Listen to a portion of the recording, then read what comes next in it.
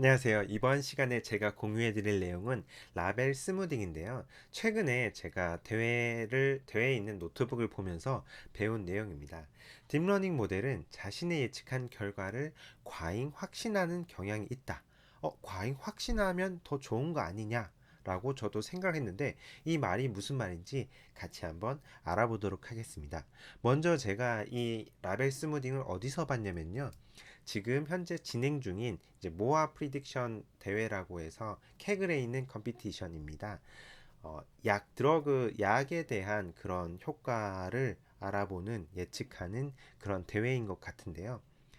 정말 800개 정도 되는 그런 피처들이 있고, 그리고 예측해야 되는 피처는 206개를 예측을 해야 됩니다. 그래서 굉장히 많은 이제 멀티 클래시피케이션, 그러니까 많은 분류를 해야 되는 그런 문제인데요. 자, 이 대회에서 우리가 이런 아래쪽에 보시면은 이런 식으로 예측을 206개를 해 나가는 겁니다. 이거를 이런 공식에 의해서 스코어를 매겨서 우리가 평가를 받게 되는데, 제가 지금 공유되고 있는 그런 노트북을 살펴보다가 라벨 스무딩, 딥러닝 모델이 굉장히 심플한데 모델 성능이 괜찮은 걸 보면서 이 모델은 왜 성능이 좋지라고 제가 보다 보니까 라벨 스무딩이라는 게 있더라고요. 그래서 제가 검색을 해보니까 이런 기법을 쓴 게 몇몇 이제 노트북에서도 볼 수 있었고, 사실 제모 타이틀에는 없었지만은 모델을 자세히 보면은 이 라벨 스무딩을 쓰고 있는 그런 모델들이 많은 것을 보고 이게 효과가 있구나를 알게 돼서 조금 더 이렇게 알아보게 되었는데요.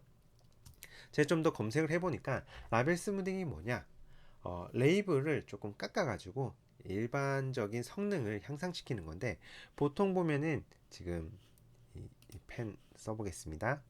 예, 하드 레이블 해가지고 이를 굉장히 확신하는 이런 모델입니다.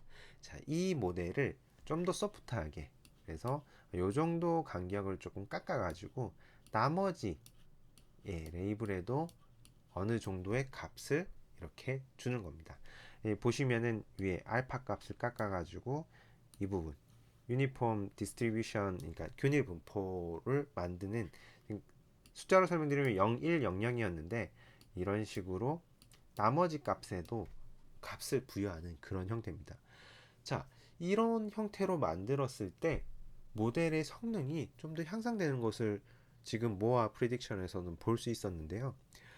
이게 어떤 의미냐면은 지금 보시면은 예측을 한 것과, 그리고 이 예측을 한 것과 그리고 실제로 우리가 테스트 데이터를 넣었을 때 거의 유사하게 나온다는 거고, 과잉 확신했을 때의 문제점은 이게 뭐 여러 가지 문제일 수도 있을 것 같아요. 제 생각에는 뭐 라벨이 잘못 달렸을 수도 있을 것 같고, 아니면은 뭐 예측을 잘못했을 수도 있을 것 같은데, 일단 예측을 과잉 확신했을 때 성능은 잘 나왔는데요. 실제로 테스트를 넣어보니까 좀 에러 값이 뭐 이렇게 나온다.